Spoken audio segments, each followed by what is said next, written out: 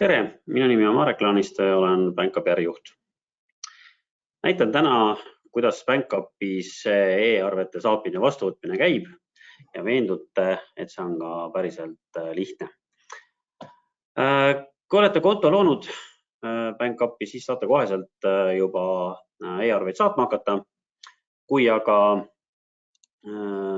soovite e-arvet vastu võtma hakata, siis selleks on vaja teha üks lihtne lisategevus.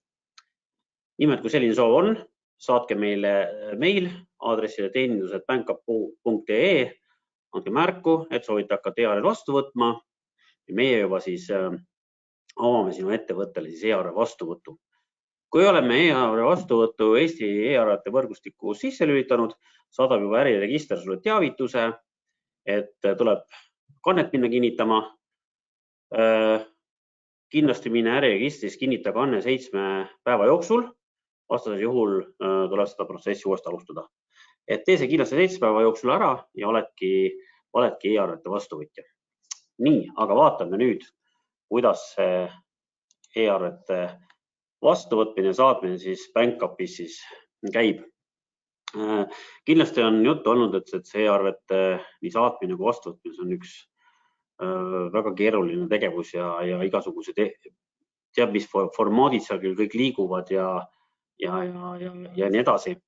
Aga ma lükkan selle müüdi kohe ümber. Alustame siis kõigepealt e-arve saatmisest, et te veendute ise, et see tegelikult on lihtne nagu kõigi teise formaadis arvete saatmine. Nii, loome siit siis kõigepealt arve, see on meie testettevõte siin. Nii, kuna mul on juba BankUp kenasti ära seadistatud eelnevalt, mida soovitan teil kõigil teha, kui hakkate BankUpi kasutama, läheb töö hästi lihtsalt ja kiirelt. Valin siit ettevõtte, liigun kohe edasi arvete koostamise juurde, siin saate käsitsi, siis artiklite kirjeldused lisada, küll aga soovitan luua enda tootekataloogi, mis mul on siin küll juba loodud. Valin siit siis, võtame näiteks selle toote siit, lisatoode ja tegelikult ongi arve valmis. Nii, nüüd on siis variant, kas ma saadan selle arve kohe välja, salvestana saadan välja, vajutan seda nuppu siin. Kui ma tahan aga pilgu peale heita, et kas ikkagi sai kõik ilusti arvele lisatud, siis vajutan salvesta. Nii, nüüd näete siin arve ilusti siin salvestus ja nüüd ma klikin siia arve peale, siin on juba ka näha, et arve kanal on kenasti e-arve.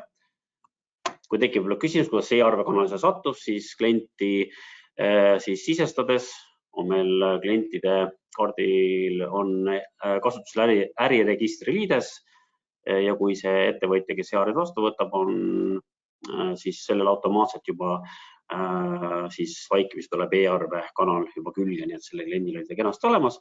Ja nagu näete, siin paremal pool on kenasti näha, ilusti täiesti tavaline arvevaade. Teil ei ole vaja siin tegeleda mingisuguste keeruliste arveformaatidega, aga taustal jookseb teil juba nutikas, turvaline ja tark arve siis kliendini. Nii, arve on üle vaadatud, kõik on okei ja lihtsalt vajutan siit saada nuppu.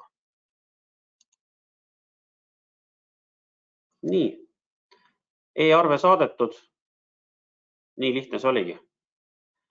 Nii, liigume nüüd selle meie teise testettevõtte juurde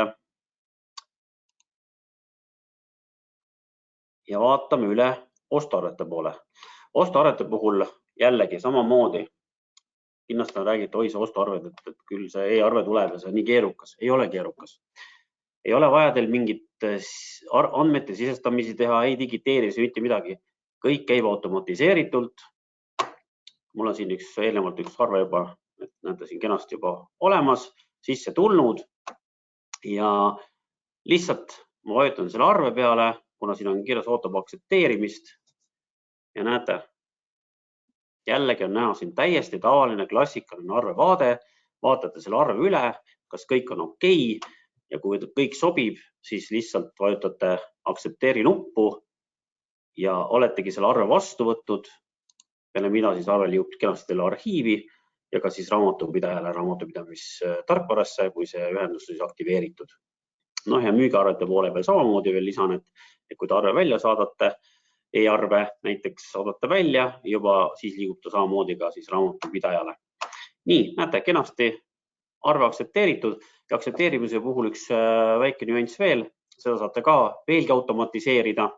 Kui teil on näiteks tarnijad, kelle arveid teeb üle kontrollima, vaid usaldate, ehk siis usaldusväärne tarnija, siis on võimalik teil see ka ära märkida ja te ei pea isegi seda aktsepteeri nuppu vajutama, teil tuleb e-arve automaatselt sisse, et kohe on ta teil aktsepteeritud ja arhiivis ja raamatupidajal. Selleks lihtsalt tuleb teil minna klientide ja tarnijate alla, valite siit, võtame siit näiteks esimese tarnija, liigume siia alla ja näete, siin on niisugune koht, usaldusväärne tarnija. Juba see klient on usaldusväärseks tarnijaks märgitud, siin linnuk on see kastikesse pandud ja salvestate ära ja põhimõtteliselt selle kliendi puhul siis, Espaki puhul, kui tuleb e-arve sisse, siis automaatselt see ka aktsepteerub.